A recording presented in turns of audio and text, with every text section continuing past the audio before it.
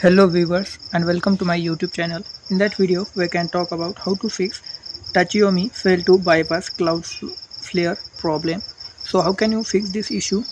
Tachiyomi fail to bypass Cloudflare. So keep watch and do not forget to like or subscribe our channel. So follow our steps, your problem may be fixed. So here is the solution how to you fix this issue or problem.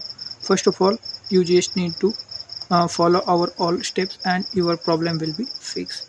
So you just need to clear cookie and web view data. Just click on negate, then go to settings, click on advanced button. Then you need to tap on clear cookies and after that clear web view data as well. So it's a first step. Next was view web view update. You just need to update your web view and after your problem may be fixed. Next was open browser on your bottom navigation. You can see as in the screenshot as well. Tap the desired source, tap the web view and complete the captcha. It will be showing.